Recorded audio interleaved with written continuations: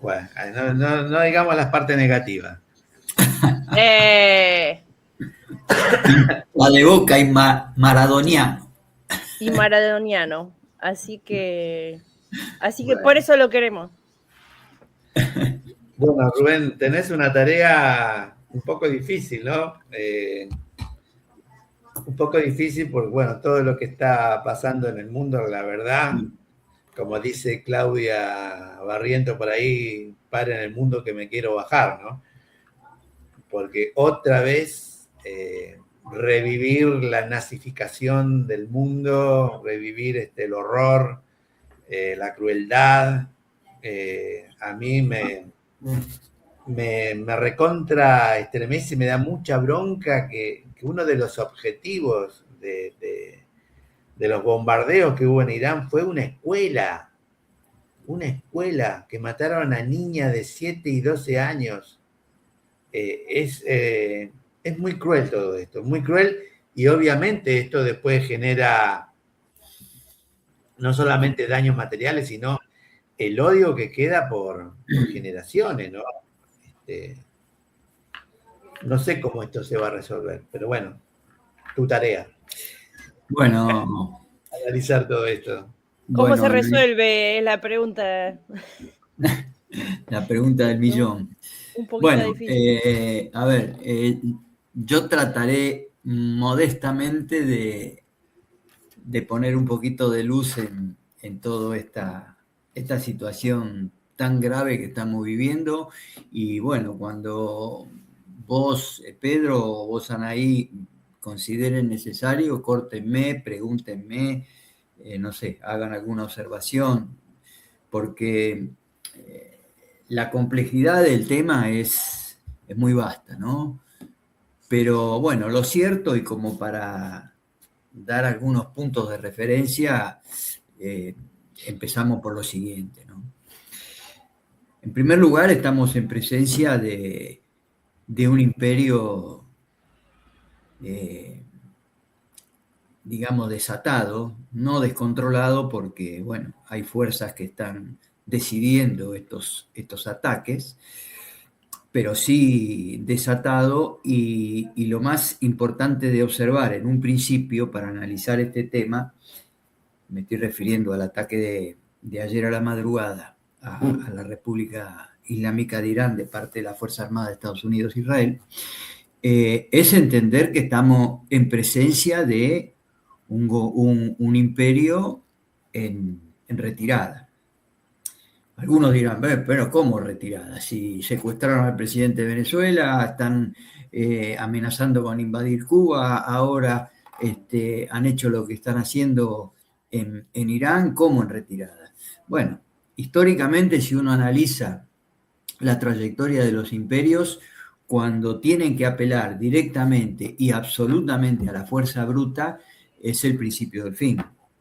Es decir, es porque ya han perdido toda posibilidad de controlar y de someter a los pueblos a través de la diplomacia, a través de la economía, a través de un conjunto de factores culturales, y entonces como última herramienta tienen que apelar a la violencia, ¿no? Y eso, como sabemos, tarde o temprano genera una resistencia y una rebelión de los pueblos que terminan con los imperios. Es así, eso es lo que nos enseña la historia. Bueno, como algunos lo venían pronosticando, ayer a la madrugada, a las 6:30 de la mañana, Estados Unidos, que tenía apostado en el mar Arábigo y en el mar Mediterráneo, se dice un tercio de la fuerza naval y aérea, de todo su poderío, conjuntamente con las fuerzas mal llamadas de defensas de Israel, atacaron distintos objetivos dentro de Irán.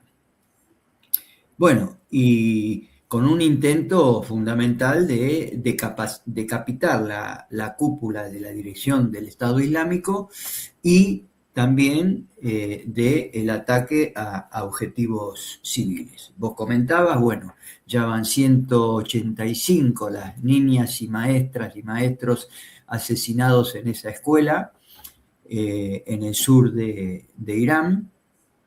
¿Qué? Perdón, ¿qué cifra? ¿185? 185, pero siguen apareciendo cadáveres porque no sé si ustedes habrán visto cómo quedó el edificio donde funcionaba la escuela primaria, quedó en el piso, ¿no? Es decir, Claro. todo el edificio derrumbado. Bueno, se siguen rescatando cadáveres debajo de los escombros.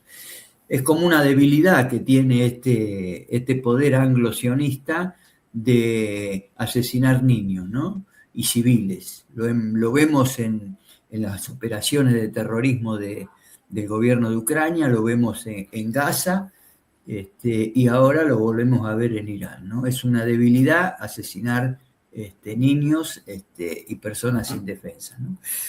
Bueno, consecuencia de ese primer ataque, hoy acaba de admitir, o ayer a la noche acaba de admitir las agencias de información iraníes el asesinato de Ali Khamenei, la figura máxima de Irán, el líder religioso y político más importante del país. También asesinaron al ministro de Defensa, al jefe de las Fuerzas Armadas, y también asesinaron a la máxima autoridad del cuerpo de guardianes de la revolución. Bueno, eso levantó inmediatamente la respuesta de parte de Irán, que bombardeó distintas bases militares de Estados Unidos en los países del Golfo, como Bahrein, como Qatar, y también hubo bombardeos de misiles a Israel, ¿no? ¿Cómo se llega a esto? Bueno, se venía en un proceso de negociaciones diplomáticas, había habido 2 y se estaba desarrollando la tercera. Unas horas antes había terminado esa negociación en Ginebra, donde hubo declaraciones tanto de la parte iraní como también algunos representantes estadounidenses diciendo de que, bueno, se había avanzado bastante. En esas negociaciones Estados Unidos e Israel imponían cuestiones imposibles de aceptar por parte de Irán, porque, entre otras cosas, le imponía terminar absolutamente con el programa de enriquecimiento de uranio, aún para, digamos, beneficios humanitarios, civiles. También le exigía desarmar absolutamente el programa misilístico y cortar toda la ayuda al eje de la resistencia palestino. Bueno, a pesar de que eran condiciones inaceptables, siempre los gobiernos de Irán han manifestado una predisposición para solucionar este conflicto a través del diálogo, y en esa reunión del viernes pasado, inclusive las autoridades iraníes habían accedido a debatir y estaban dispuestos a relegar una parte importante del desarrollo nuclear, no para tener armas nucleares, sino para tener un muy bajo nivel de enriquecimiento de uranio. Hay que decir que, bueno, el enriquecimiento de uranio para fines pacíficos son porcentajes de enriquecimiento muy bajos, alrededor de entre el 10 y el 20%, y enriquecimientos muy altos de uranio permitirían tener un arma nuclear. Cosa que reiteradamente Irán dijo que no tiene ninguna intención de tener esa arma nuclear. A pesar de eso, el gobierno de Israel, encabezado en ese momento por Benjamín Netanyahu, hace 31 años que viene diciendo que en pocos días más Irán iba a tener la bomba nuclear, el arma nuclear, cosa que nunca ocurrió.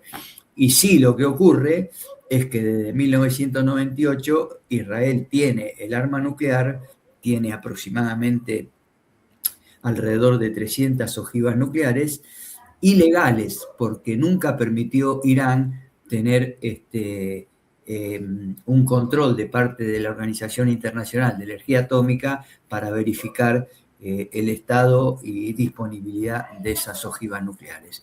Israel no permitió el control.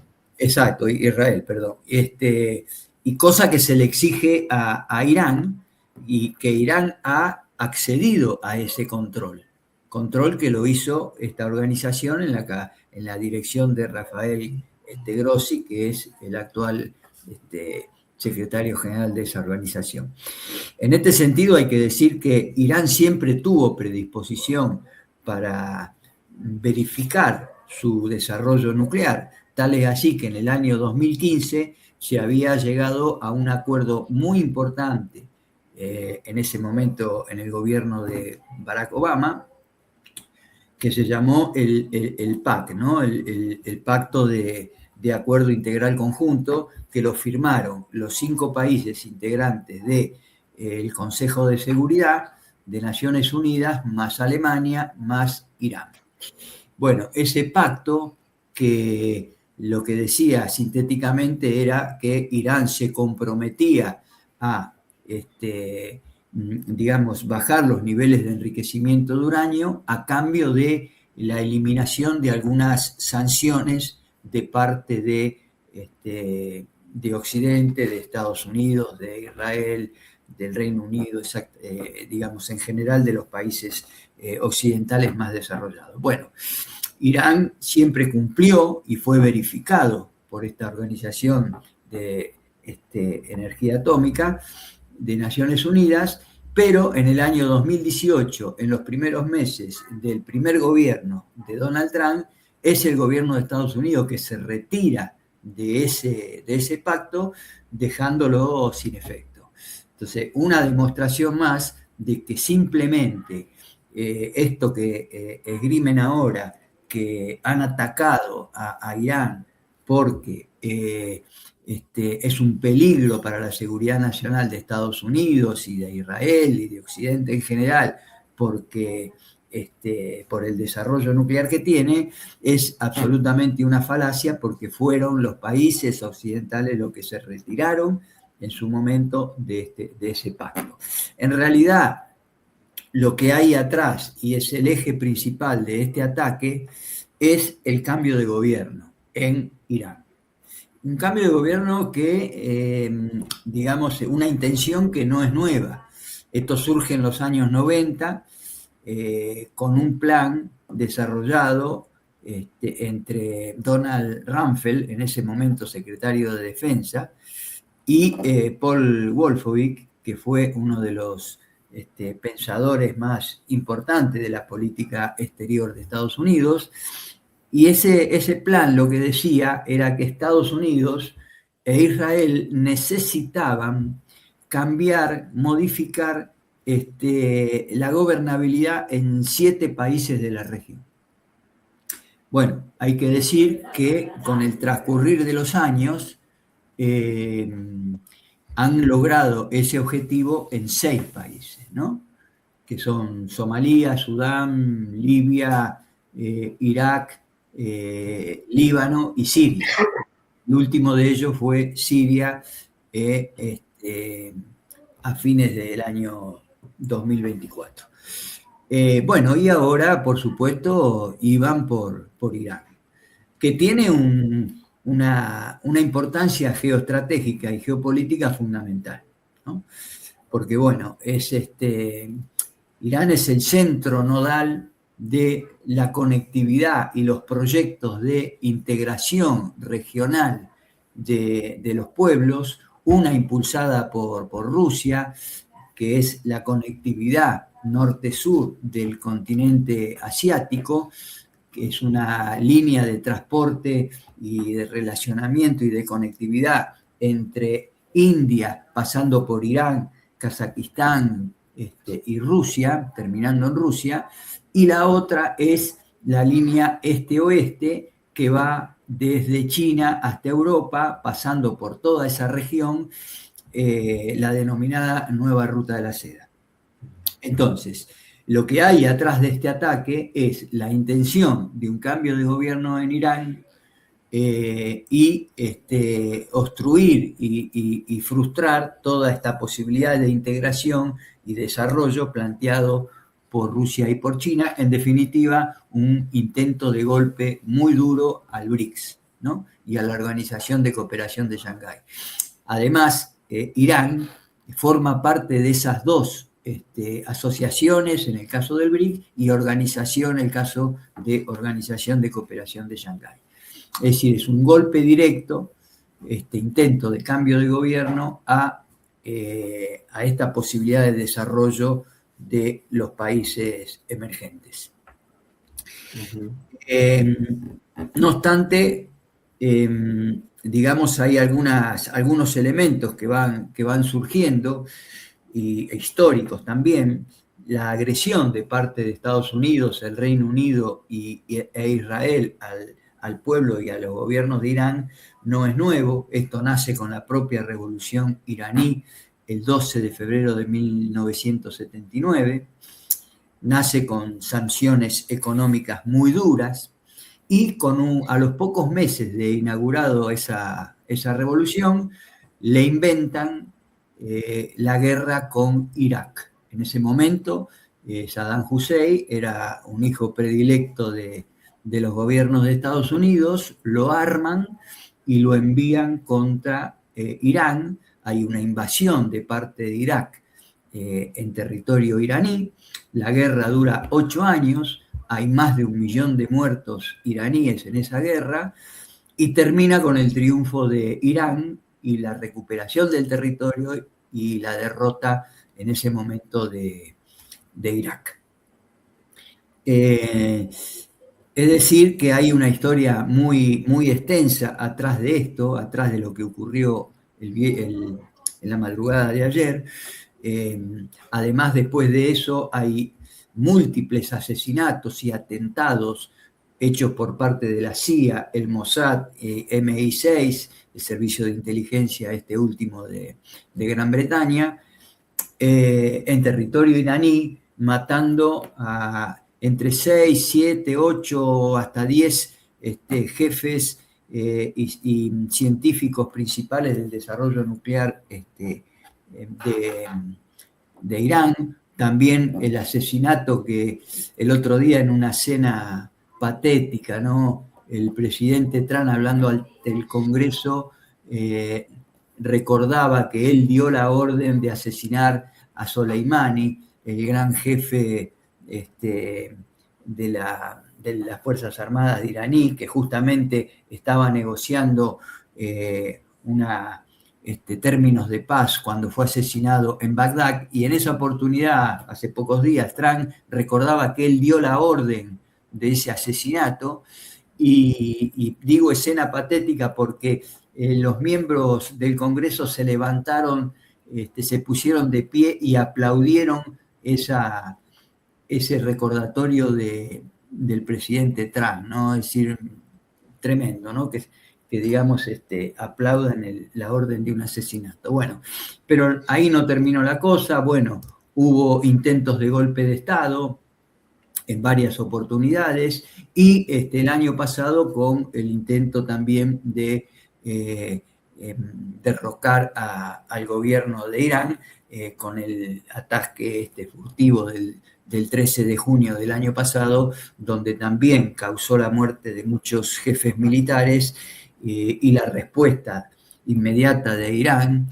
que bombardeó muchos centros militares, sobre todo, y algunos civiles en Israel, lo que llevó a que el gobierno de Israel pidiera auxilio inmediato a Estados Unidos, bueno, y se acordara esa especie de puesta en escena controlada y pactada, donde Estados Unidos bombardeó algunos centros de desarrollo atómico en Irán, y Irán respondió contra algunas bases militares de Estados Unidos. Pero fue más un acuerdo eso que un ataque, esta última parte que estoy relatando, más que una parte real y contundente.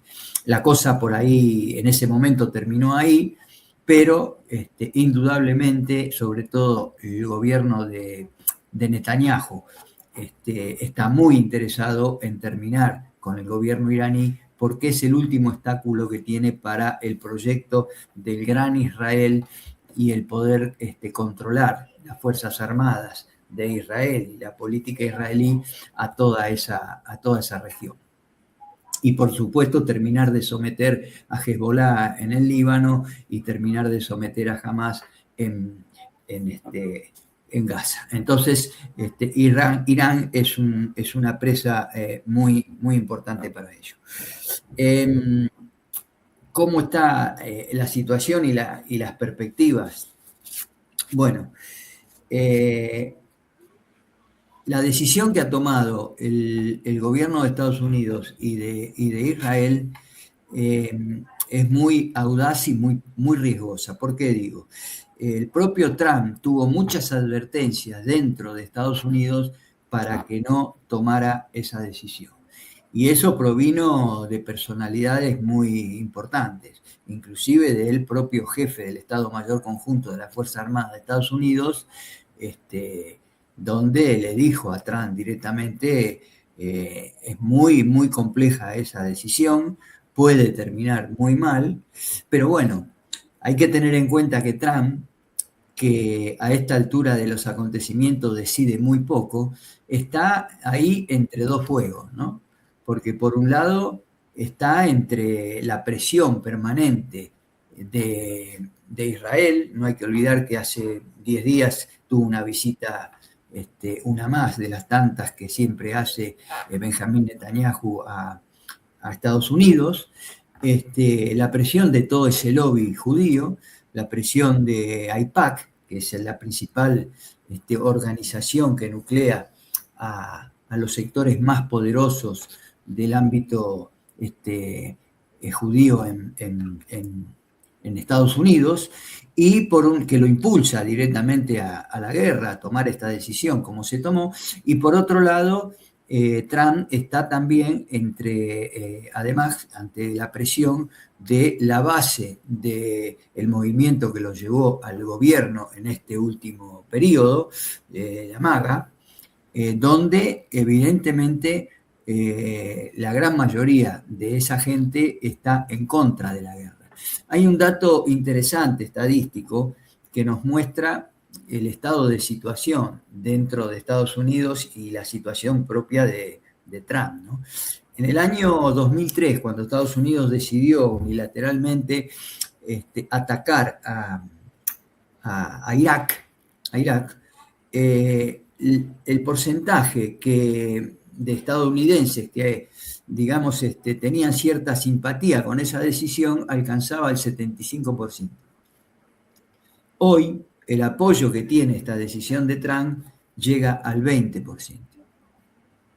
Es decir, un deterioro muy importante dentro de Estados Unidos de la figura de Trump, sumado a eso a los escándalos que tiene en curso, ¿no? Ni hablar de la amenaza permanente de que avance la apertura de muchísimos documentos del caso Epstein, que es una de las cartas que tiene Netanyahu para presionar más a Trump, ¿no?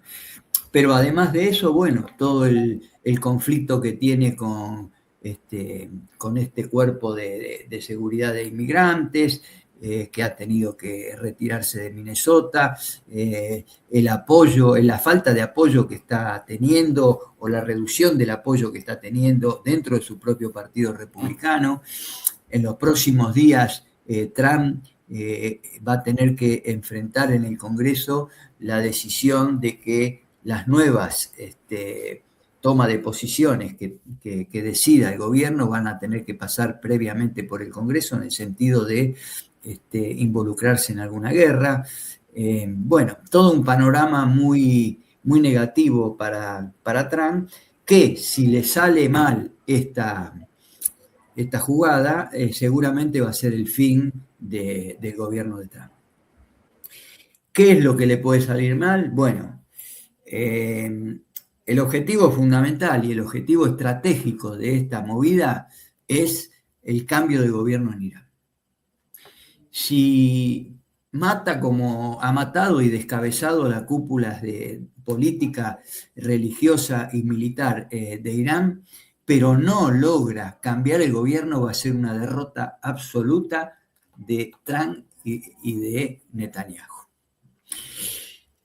El objetivo de las fuerzas iraníes es resistir y absorber una cantidad de municiones que le van a enviar y le van a tirar, pero si eso lo pueden resistir algunas semanas, seguramente van a salir triunfantes en esta contienda, a pesar de que va a quedar parte importante del país destruido, pero también esto puede terminar con el gobierno de Trump y puede terminar con el gobierno de Netanyahu. Así que digamos, es una disputa muy trascendente. Yo acá quiero hacer una aclaración, ¿no? Porque yo no me siento, nunca me consideré antijudío. Yo creo que cada persona, cada pueblo tiene la libertad de decidir a qué religión quiere adherir, qué religión quiere profesar, y tampoco me siento antisemita. Y acá hay que aclarar que los semitas son las personas que nacieron, tienen sus orígenes en la región de Palestina, en la región del Levante. Y hay que decir que ninguno de los dirigentes actuales de Israel son semitas, son házaros, son gente que adhirieron a la religión judía, pero que vienen de Europa, sobre todo de Europa del Este.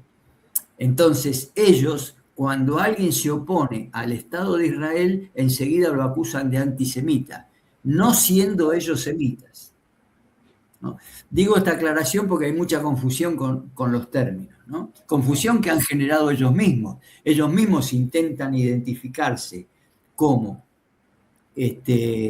sionistas, asimilar el sionismo al judaísmo, y son dos cosas completamente distintas. El sionismo es un movimiento político supremacista, violento, que no tiene nada que ver con la religión judía.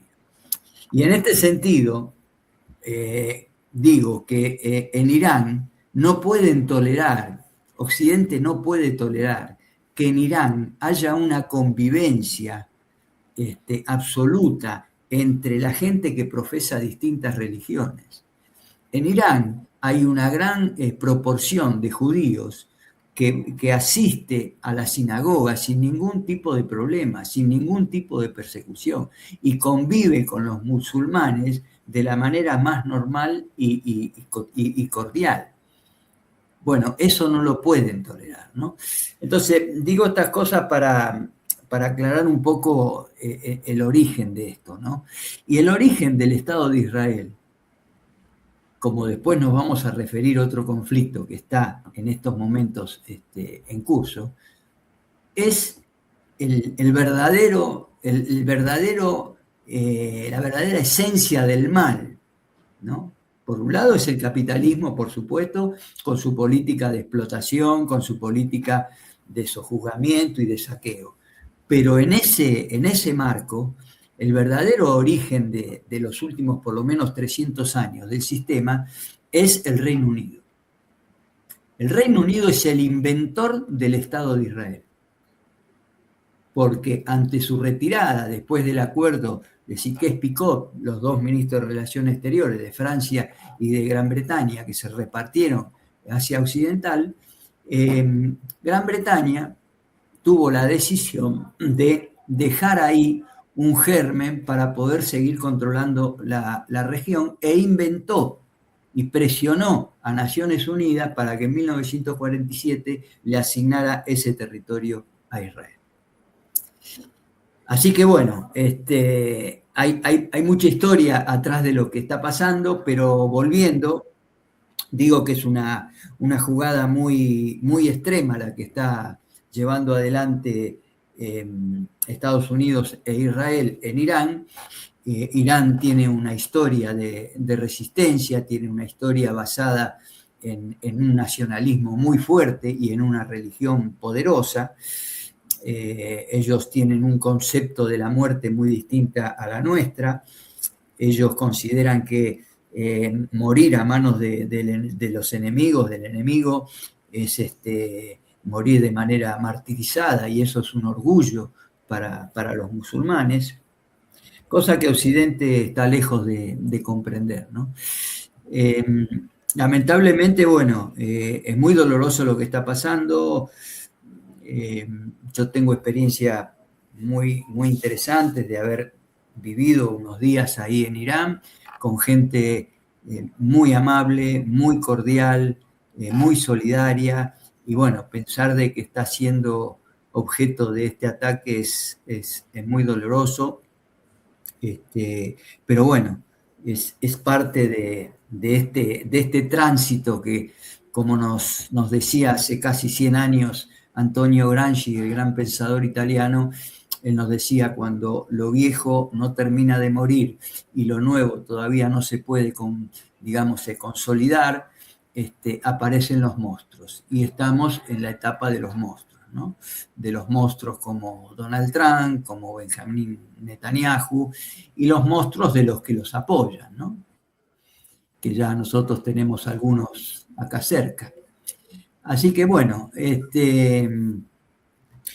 no sé si te parece algo más, Pedro, alguna duda, algo que pueda... No, por ahí cómo todo esto repercute en el resto de los países, ¿no? Porque parecía que el foco iba a ser Venezuela, y después, como por un lado, la necesidad de la guerra de Estados Unidos y de Israel, por otro lado, la búsqueda del petróleo, y esta decisión final de ir por Irán, ¿no? ¿Eso qué significa para el resto, ¿no? Que también estaban ahí marcados como objetivo, tanto Cuba, Venezuela, o fueron distintivos? Sí, está totalmente vinculado, ¿no? Yo creo que el tema del petróleo es fundamental, porque vos fíjate que una de las consecuencias de esta guerra ahora, si es que esto se prolonga, no es que Irán va a decidir, que puede decidir cerrar directamente el estrecho de Hormuz, ¿no? Pero aunque no tome esa decisión, ya directamente eso está paralizado de hecho, porque Claro. ¿qué embarcación va a pasar por ahí? ¿Qué seguro lo va a cubrir, ¿no? En un estado de guerra como el que se está. O sea que eso de hecho es así.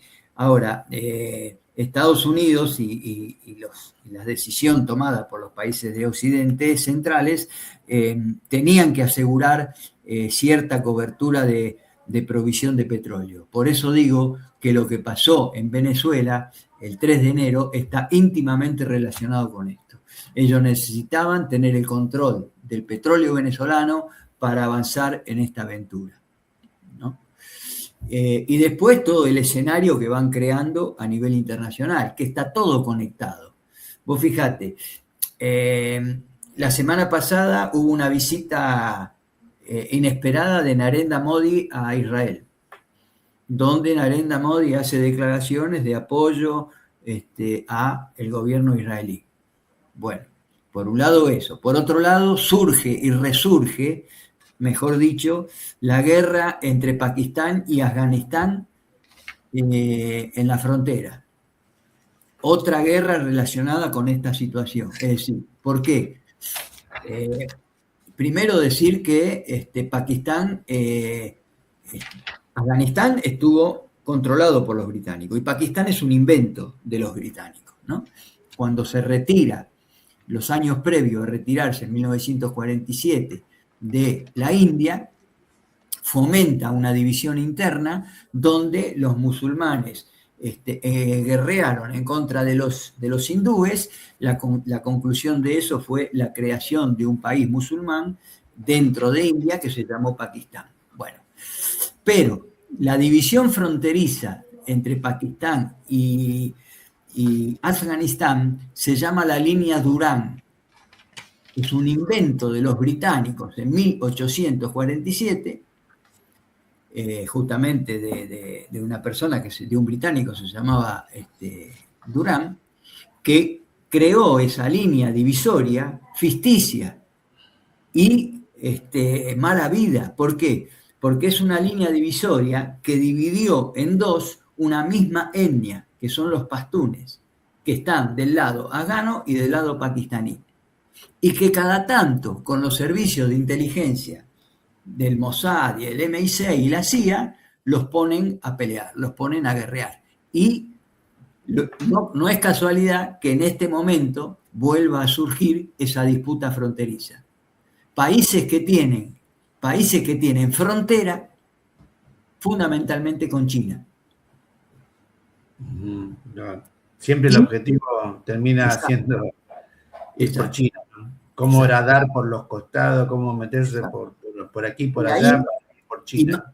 Y más allá de la gravedad de los hechos de hoy, lo más impactante es que si esta guerra de alguna manera le sale bien a Estados Unidos y a Israel, en próximos meses o tal vez años estemos en presencia de una guerra total y nuclear de Estados Unidos y sus socios con Rusia y con China, porque ese es el verdadero objetivo. Entonces, hay muchas cosas que van pasando que están conectadas y que las están activando todas estas semillas, estas herencias que dejó el Imperio Británico, sobre todo en la zona, y que la están activando en este momento para generar mayores dificultades e involucrar a otros pueblos y distraer también la atención mundial. Porque el acercamiento entre Irán y Pakistán es muy importante y ahora generándole este conflicto, indudablemente que Pakistán va a estar ocupado en gran medida en resolver esta situación con Afganistán y va a estar distraído de este conflicto que se generó en Irán, ¿no?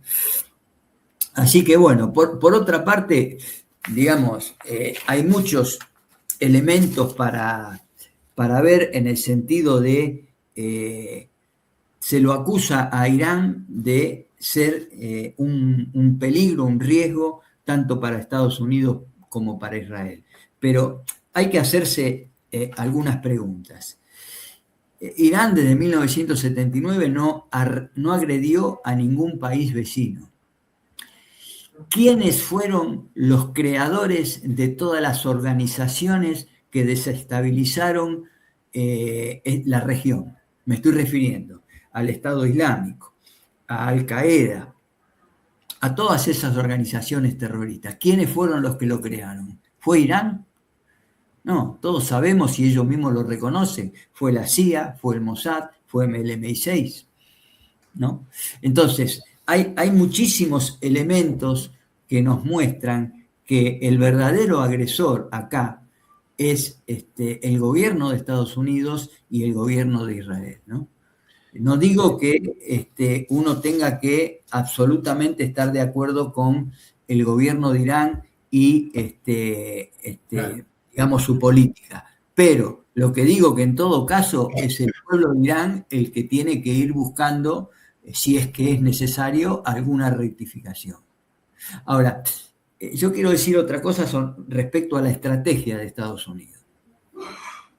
Porque como decimos, la estrategia de Estados Unidos y de Israel, cambiar el gobierno. Ahora, saben que sin una invasión terrestre, eso es imposible. Vos no podés cambiar un gobierno solamente bombardeando desde los aviones, desde los barcos. Entonces necesitas meter soldados en tierra. Y eso no lo van a hacer. Eso es imposible, porque eso le significaría miles y miles de muertos llegando a Estados Unidos envuelto en cajones y en bandera estadounidense, cosa que el pueblo estadounidense no lo va a tolerar. No quieren que recuerden lo que pasó con Vietnam. Exacto. Entonces, ¿qué es lo que están haciendo? Intentando. Vos fíjate, el discurso de ayer de Donald Trump hace un llamado al pueblo iraní para que se metan en las casas, que van a tirar bombas por todos lados y después que salgan a la calle y ellos se ocupen de cambiar el gobierno. Es decir, está pidiendo auxilio al pueblo iraní para que cambie su gobierno. Ahora, ¿qué fue lo que pasó? Cuando el gobierno iraní ayer reconoce el asesinato de todos los líderes, incluido Ali Khamenei, salió todo el pueblo a la calle para repudiar a las fuerzas que han atacado y para apoyar al gobierno. Es decir, ¿qué quiero decir? Que la intención de cambiar el gobierno es una. Ahí te quedaste congelado o me congelé. ¿Cómo? No, que me quedé congelado, no sé si te había congelado yo o vos. Pero te quería preguntar también, porque bueno, siempre decimos que lo internacional sirve para entendernos también a nosotros mismos. ¿Y qué implicancia tiene este posicionamiento de Milei, ¿no? En esta alineado descerebralmente con Estados Unidos y Israel, ¿no? Y apoyando y aplaudiendo este bombardeo perversamente, ¿no? ¿Qué implicancias tiene esto para la Argentina? Y yo lo veo como muy grave, Pedro, porque nos puede llegar a llevar a estar involucrado en un conflicto. Esperemos que no llegue a ofrecer tropas, ¿no? Pero bueno, ya el antecedente de lo que pasó la semana pasada, cuando fue invitado el presidente argentino a participar en la primera reunión de la Junta de Paz sobre Gaza, en esa oportunidad ofreció los cascos blancos, ¿no? Una organización creada en la Argentina en el año 1998 para participar en contingente de paz y ya el presidente nuestro la puso a disposición. Entonces, esperemos que no avance más que eso, que ya es grave, pero bueno, las implicancias son muy, muy, muy serias, ¿no? Porque es apoyar una invasión contra otro pueblo, una agresión contra otro pueblo, y que va en contra de toda la trayectoria diplomática histórica argentina, ¿no? Donde siempre tuvimos posiciones de neutralidad, de apoyo al diálogo, no a la guerra ni a la invasión de otros pueblos, ¿no? Es decir, es muy serio lo que ocurrió. Esperemos que en algún momento el Congreso Nacional le pueda poner un límite a esta identificación tan brutal de nuestro gobierno con una salvajada semejante como fue la de este ataque a traición, ¿no? Mientras estaba tratando de avanzar en negociaciones, como siempre hacen estos. Y tener en cuenta también que ahora, en esta respuesta que hace Irán, responde atacando las bases militares de Estados Unidos, y Milei está pensando en bases militares de Estados Unidos en la Argentina, y ya están hace rato metiéndose en Ushuaia para el control bioceánico, la entrada a la Antártida, metiéndose en esa relación tóxica con los Estados Unidos, ¿no? O sea, por eso yo preguntaba, porque esto realmente nos expone a estas locuras de Estados Unidos y la respuesta que pueden haber de distintos países. Si desde acá, desde una base militar de Estados Unidos, bombardean algún país soberano, la respuesta la vamos a tener también en nuestro país. Sí, por supuesto, pero yo diría de que el gobierno nacional debería ir evaluando otras estrategias y socios, evaluando otros socios internacionales, porque si Estados Unidos no logra cambiar en pocos días el gobierno de Irán, lo que va a cambiar es el gobierno de Estados Unidos. Entonces, y en ese escenario, ¿cómo quedaría un gobierno que parece un perrito faldero a disposición del imperio, ¿no? ¿Cómo va a quedar? Claro, además, no sé si también todo esto tiene que ver con desviar la atención de lo que está pasando en Estados Unidos bueno, con todos estos archivos Epstein. Totalmente, No sé si también totalmente. la necesidad de cambiarnos, desenfocarnos y que no perdamos de vista a lo otro, ¿no? Como que lo otro queda archivado, pero... Totalmente, Pedro. Y lo más importante, que a veces o casi siempre lo mencionamos, es la crisis financiera dentro de Estados Unidos y dentro También de Occidente en general. la Eso deuda. es la deuda. Eso es lo que está atrás de todo este apuro por invasiones, por sometimiento, por explotaciones, por guerras. Es eso lo que está atrás. Es decir, la imposibilidad de sostener una deuda y la imposibilidad de sostener y que se les viene abajo la credibilidad de los bonos del Tesoro de Estados Unidos. El dólar como moneda de cambio se le viene abajo, ¿no? Exactamente. Entonces, todo eso es lo que está atrás de todo este problema y de todas estas urgencias y de todos estos riesgos que están tomando. Porque, como decía antes, las advertencias dentro de Estados Unidos fueron muchas y son muchas para que no se meta en esta guerra. Porque en realidad, vamos a decir las cosas, ¿no?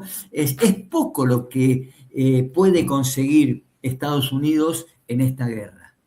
Por supuesto, sí, mucho Israel. Pero Estados Unidos en sí es mucho más el riesgo que el beneficio.